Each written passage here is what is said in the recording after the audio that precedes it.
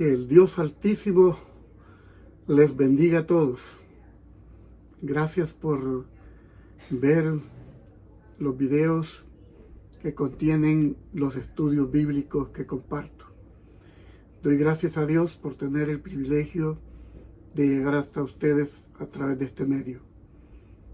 La única razón que me motiva es que quiero que cuando mis días terminen haya hecho yo una parte en la obra de la predicación del Evangelio.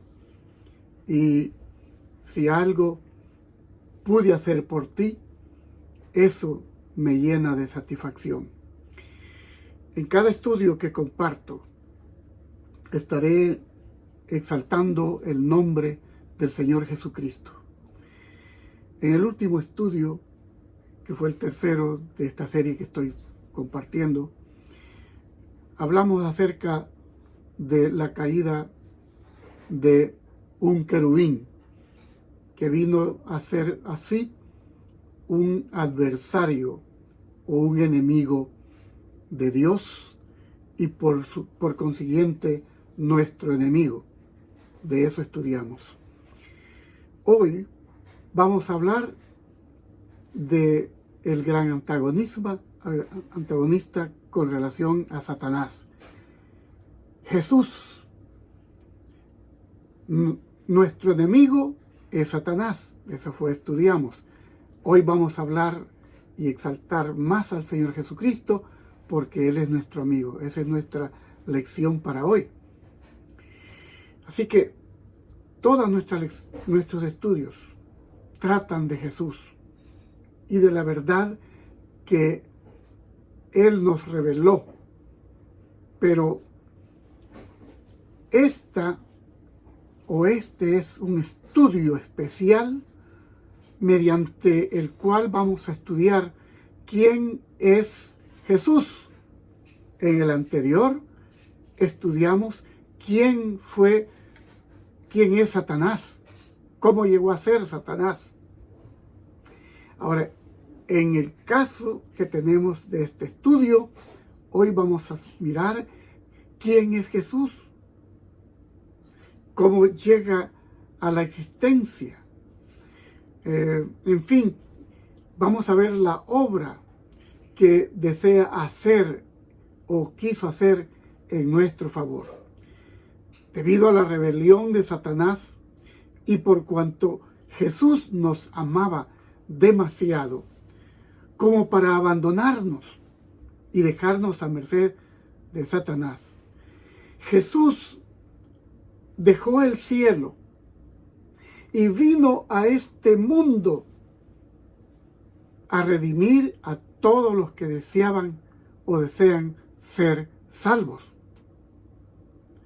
Y de esa manera demostrar al universo y a los seres no caídos, a los ángeles que no cayeron, que es posible obedecer a Dios.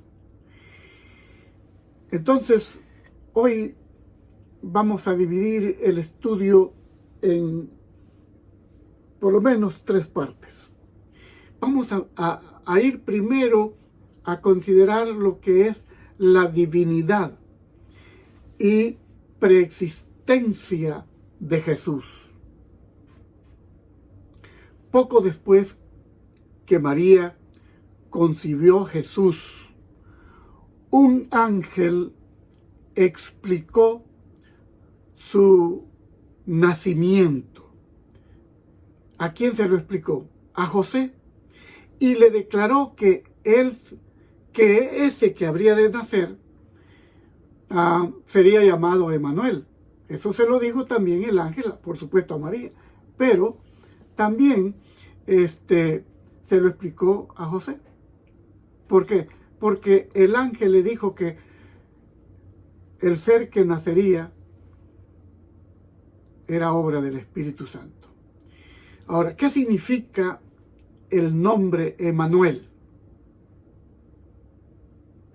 Vamos a la Biblia, al capítulo 1 del Evangelio de Mateo. Capítulo 1, verso 21. al 23. Dará a luz un hijo, y él pondrá por nombre Jesús, porque él salvará a su pueblo de sus pecados. Todo esto aconteció para que se cumpliera lo que dijo el Señor por medio del profeta. Una virgen concebirá y dará a luz un hijo, y le pondrá por nombre Emmanuel, que significa Dios con nosotros. Oremos. Padre bondadoso, gracias por darnos el privilegio de poder compartir el Evangelio, por poder compartir a través de este medio acerca del Señor Jesucristo, quien vino del cielo para ofrecer su propia vida por la raza humana. Danos el privilegio, Señor, de compartir esto con esa gran disposición de que el mensaje llegue y alcance a muchos corazones. En el nombre de Jesús lo pedimos. Amén. Muy bien. Ahora vamos a preguntarnos entonces, ya hemos visto aquí cómo el ángel le anunció, le dijo a Jesús, mejor dicho, le dijo a María que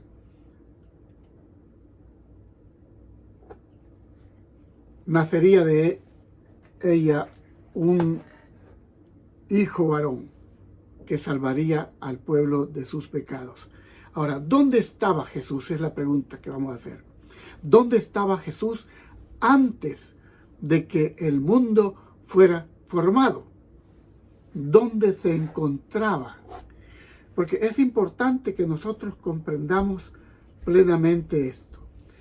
Vamos al Evangelio de San Juan, capítulo 17, versículo 4 y 5. Dice aquí, esto lo dice Jesús en una última oración por los discípulos, y está hablando con Dios. Y le dice, yo te he glorificado en la tierra, he acabado la obra que me diste que hiciera. Ahora pues, Padre, glorifícame tú al lado tuyo, con aquella gloria que tuve contigo antes que el mundo existiera. En otras palabras, mi querido hermano y amigo, Cristo estaba con el Padre. Vamos a ir corroborando con otros textos más en otro momento. Y vamos a ir más rápido. Así que, ¿dónde estaba? Estaba con el Padre. ¿Qué obra? No voy a mencionar más textos, como hay otro que nos habla así, casi, Juan 8:58. Pero vamos a ir a otra pregunta para que el tiempo no se nos haga tan largo. Entonces, ¿qué obra realizó Jesús en el principio? Vamos a ver. En el Evangelio mismo de Juan, aquí, en el Evangelio de Juan, capítulo 1 esta vez. Muy bien. Aquí estamos, capítulo 1 del Evangelio de San Juan, capítulo 1, versos del 1 al 3. En el principio era el Verbo estaba con Dios, y el Verbo era Dios. Este estaba en el principio con Dios. Todas las cosas por medio de Él fueron hechas. Y sin Él, nada de lo que ha sido hecho fue hecho. Entonces, ¿qué obra realizó Jesús en el principio? La obra de la creación. Y entonces el Padre, bueno, el Padre crea a través de Cristo, ¿verdad? Así que aquí está presentándose de que nada de lo que fue creado sin Él. Su obra es creadora desde el principio. Ahora, ¿cómo llama Pablo a Cristo? ¿Cómo es que llama Pablo a Cristo?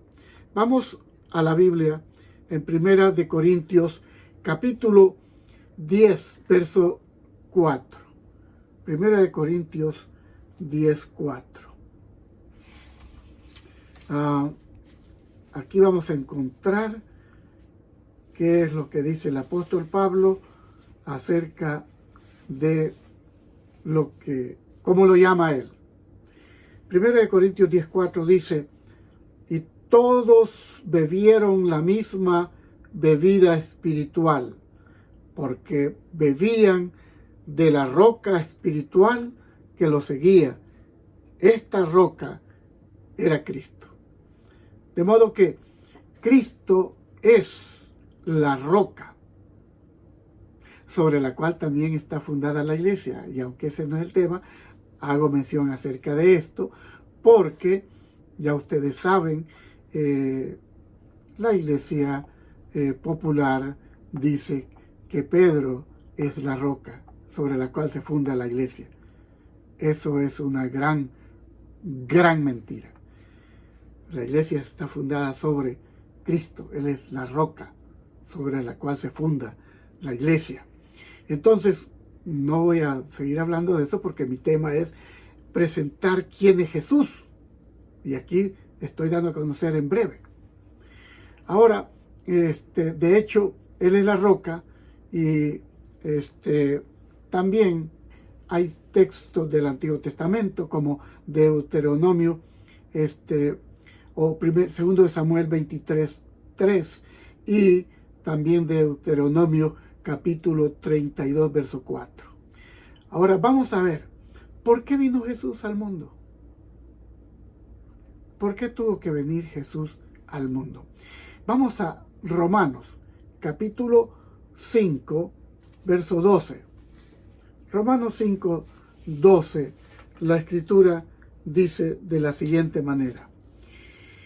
Por tanto, como el pecado entró en el mundo por un hombre, y por el pecado la muerte, así la muerte pasó a todos los hombres, por cuanto todos pecaron.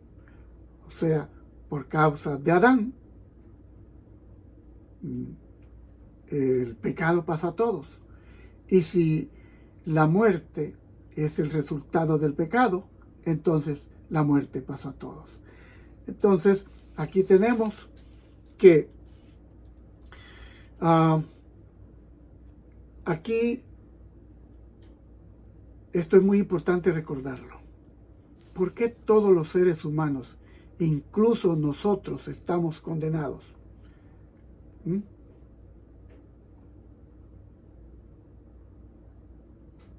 Porque todos pecamos. Todos hemos pecado. Nadie puede decir, yo no he pecado. Sí puedo recordar a una jovencita que cuando le apelé a arrepentirse de sus pecados y entregar su corazón al Señor Jesucristo, ella dijo, yo no he pecado. Era una jovencita de alrededor de 14, 15 años. Y yo entendí lo que ella estaba diciendo, porque muchas personas relacionan a ese asunto que ustedes ya imaginan como el pecado, que si no han hecho eso, entonces no han pecado.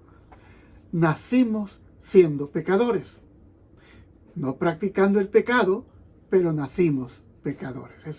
Ese es el asunto.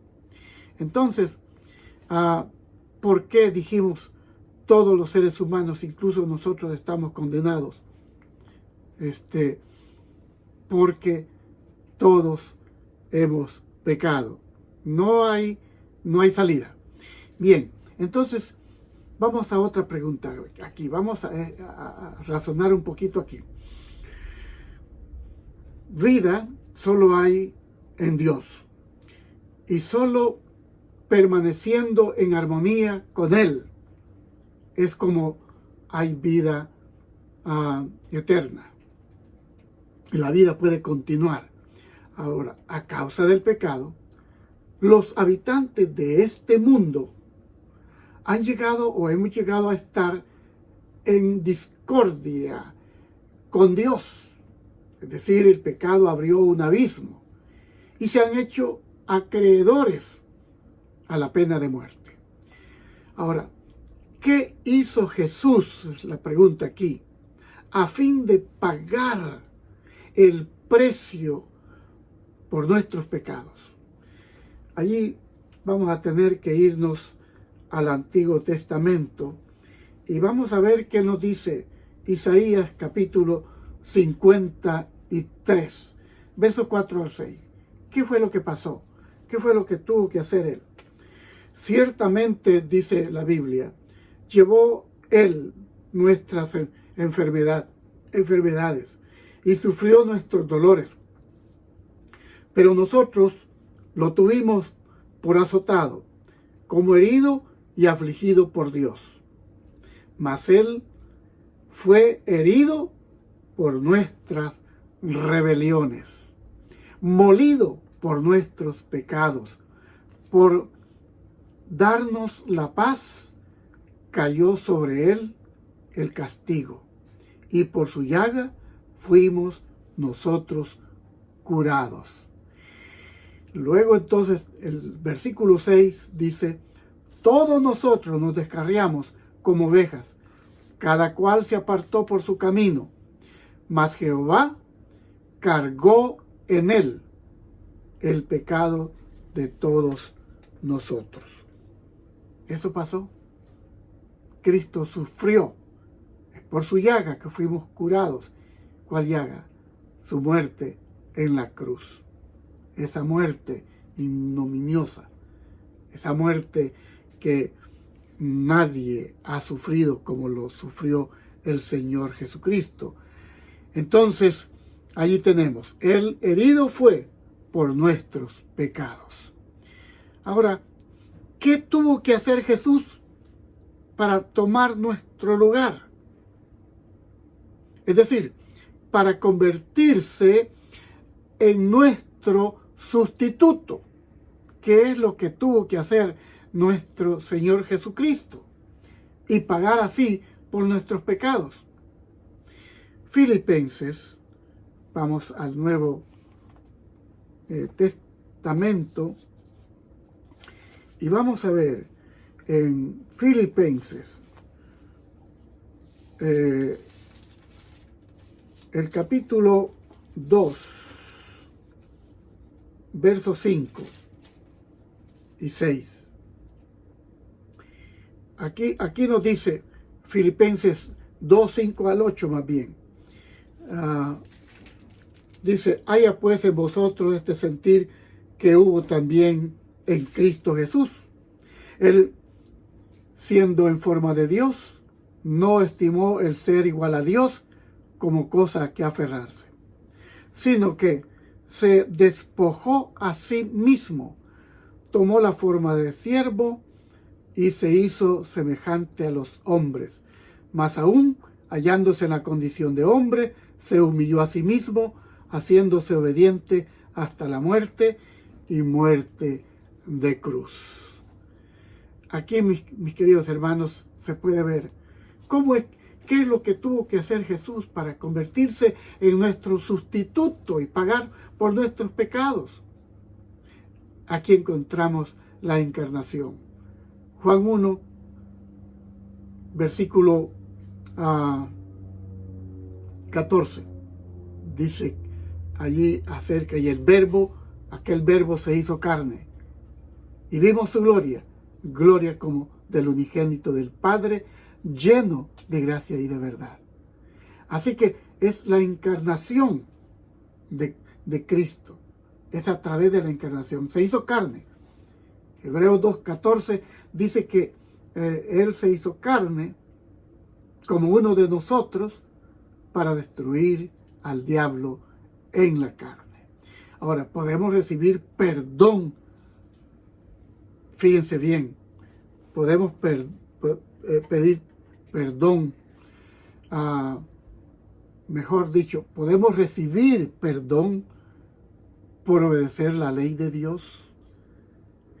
Bueno, Romanos 3:20 dice así. Voy a la epístola de Pablo a los romanos. Dice aquí, porque por las obras de la ley ningún ser humano será justificado delante de él, ya que por medio de la ley es el conocimiento del pecado.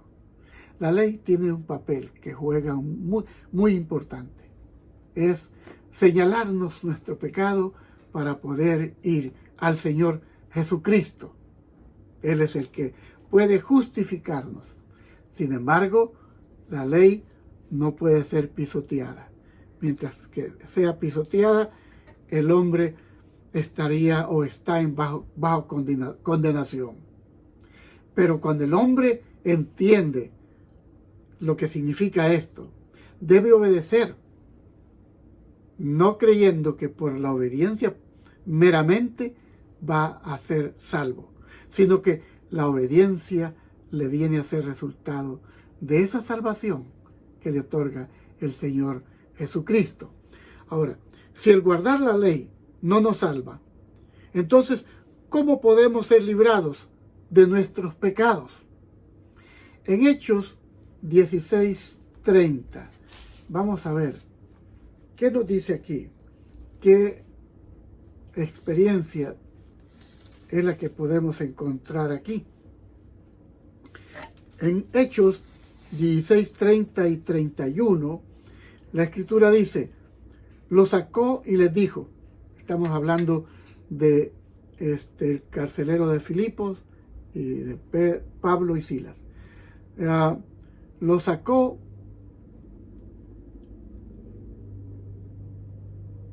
y les dijo, señores, ¿qué debo hacer para ser salvo? Esa fue la pregunta. ¿Qué debo hacer para ser salvo?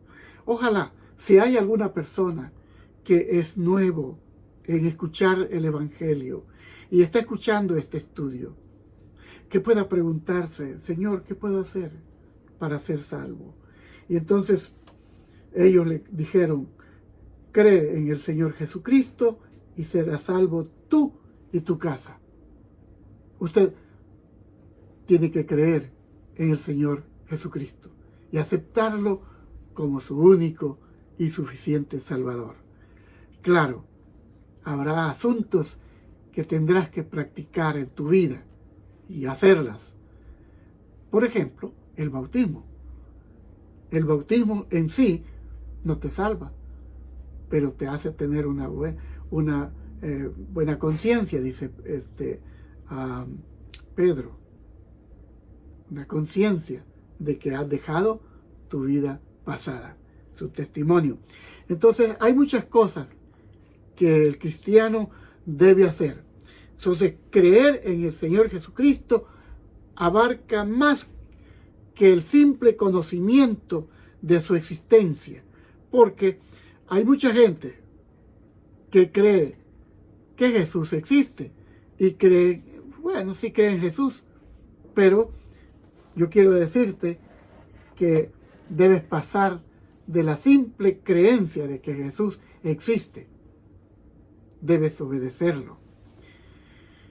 Porque de lo contrario, quedarías en la misma sintonía que Satanás. Porque Santiago dice que Satanás también cree y teme. Ahora, Santiago 2:19 dice eso que estoy diciendo. La salvación significa aceptar a Jesús como el camino, la verdad y la vida. Como lo dice Juan 14:6, y como nuestro Señor y Salvador personal. Mateo 1:21. Él vino a salvar. Él venía para salvar. Bien, entonces, cuando aceptamos a Jesús como nuestro Salvador, ¿qué hace Dios con nuestros pecados que fueron cometidos previamente, o sea, en nuestro previo pasado? Romanos, vamos a al libro de Romanos, el capítulo, esta vez capítulo 3, versos 24 y 25. Vamos a ver qué es lo que debe hacerse. O sea, dije la pregunta, cuando aceptamos a Jesús como nuestro Salvador, ¿qué hace Dios con nuestros pecados? Aquí, vamos entonces ahora. Y somos justificados gratuitamente por su gracia. Entonces somos justificados. Le hemos pedido perdón, Él nos justifica. Son justificados gratuitamente por su gracia, mediante la redención que es en Cristo Jesús, a quien Dios puso como propiciación por medio de la fe en su sangre para manifestar su justicia a causa de haber pasado por alto en su paciencia los pecados pasados. Él nos justifica, Él nos perdona y pasa por alto nuestros pecados pasados. Es lo que hace Dios. Eso es lo que hace Dios. Así que cuando aceptamos a Jesús como nuestro Salvador y Señor, Él llega a ser nuestro sustituto y nos libra de condenación. Y a partir de entonces, Jesús comienza a moldearnos, a transformarnos según su semejanza. Y claro, el Señor vendrá por aquellos que lleguen a tener el carácter de Jesús. Exactamente, así es la cosa. Efesios 2:8 también nos dice que por gracia somos salvos. Así que Dios lo que hace es pasar por alto nuestros pecados pasados. Pero preguntémonos algo más. Para que podamos ser perdonados, ¿debemos cambiar nuestras actitudes? En realidad, debemos entristecernos por nuestros pecados. ¿Y cómo podemos entristecernos? O sea, arrepentirnos por nuestros pecados. Y así entonces recibir los méritos de la muerte de Cristo en nuestro favor. ¿Cómo puede ser eso? Bueno, ya lo hemos visto. Pero vamos a ir a Hechos, capítulo 5, esta vez. Hechos 5, para ver qué nos dice la Biblia.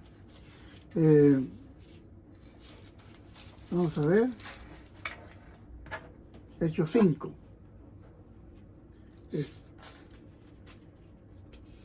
30 y 31. El Dios de nuestros padres levantó a Jesús, a quien vosotros matasteis, colgándolo en un madero. Y a este Dios ha exaltado con su diestra, por príncipe y salvador, para dar a Israel arrepentimiento y perdón de pecados. Todo ocurrió para dar a Israel arrepentimiento de nuestros pecados. Así que no podemos arrepentirnos de nuestros pecados por nuestra propia cuenta, porque yo sí soy bueno. Debemos ir a Jesús tal como somos, y Él nos va a conceder tanto el arrepentimiento como el perdón. Él pone en nosotros el arrepentirnos. Él pone todo eso, porque Él quiere salvarnos. Claro, hay algunos que finalmente dejan de oír la voz de Dios y oyen más la voz de Satanás y se quedan, y por supuesto, se perderán si no escuchan la voz de Jesús. Pero Él hace todo a través de su Espíritu Santo, porque el Señor Jesús tiene un representante suyo en la tierra y es el Espíritu Santo.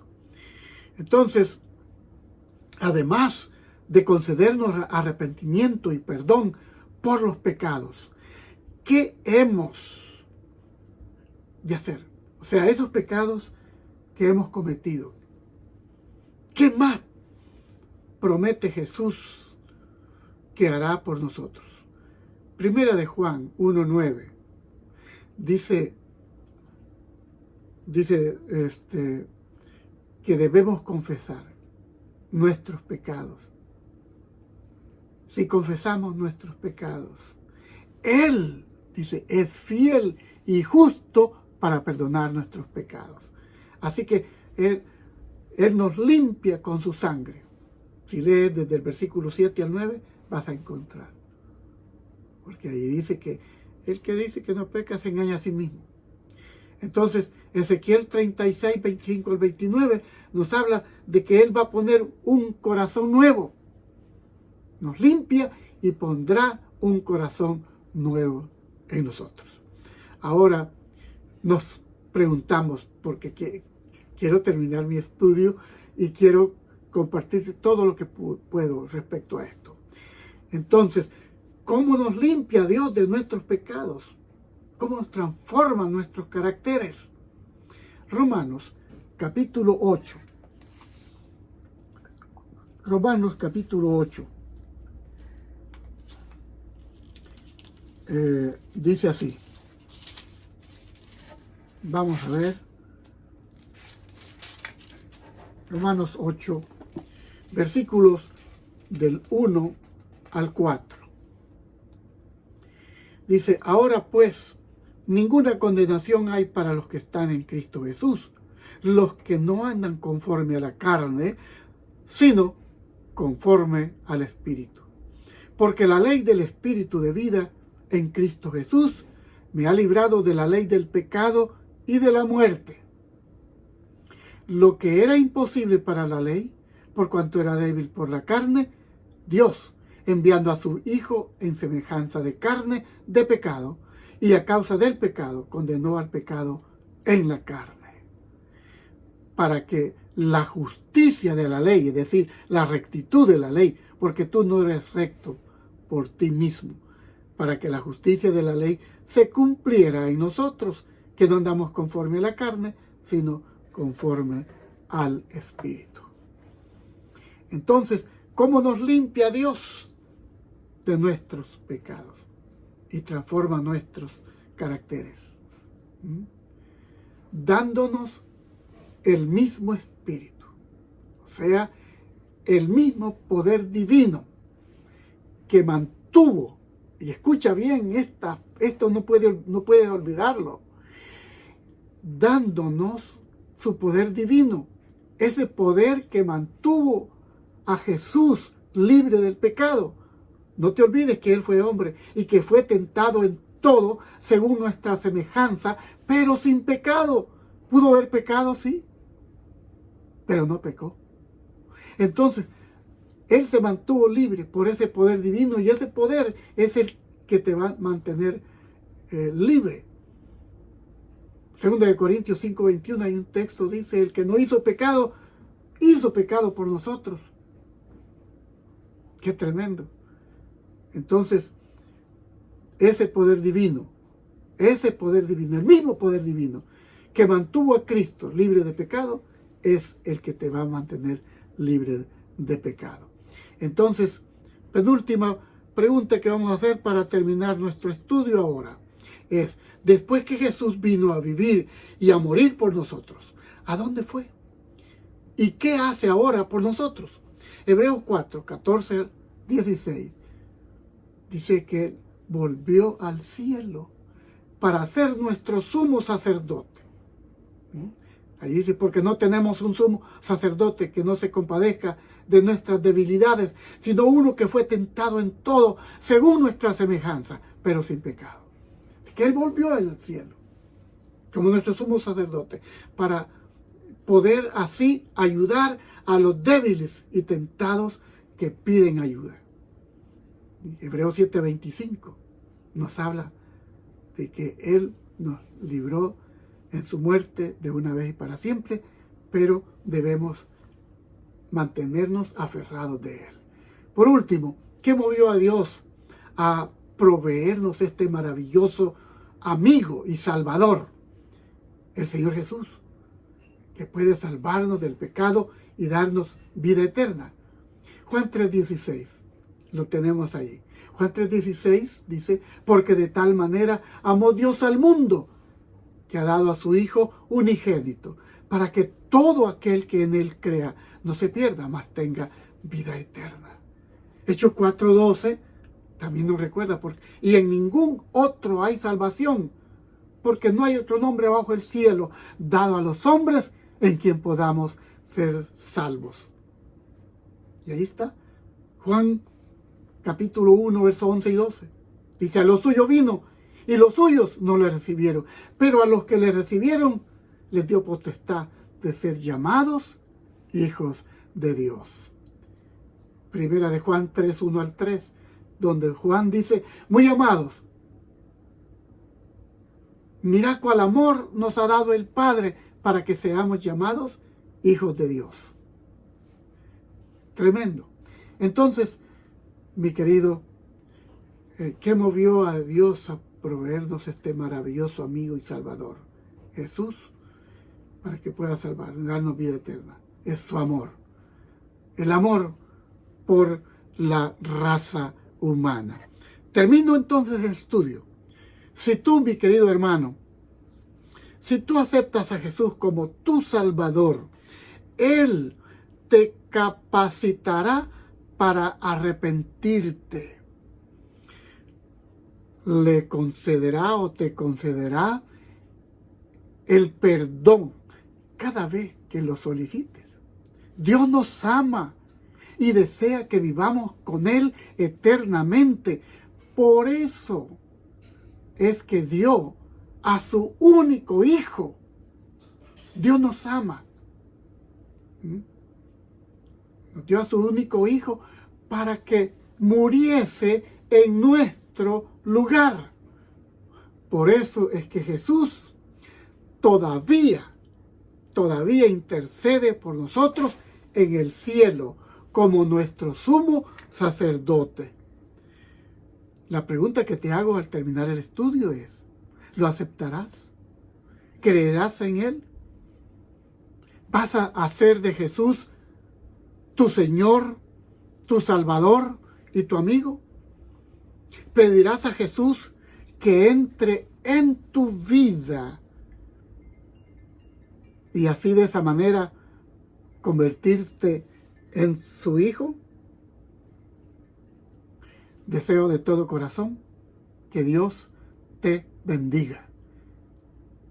Si el estudio ha satisfecho tu corazón, por favor, no dudes en compartir. Que Dios te bendiga.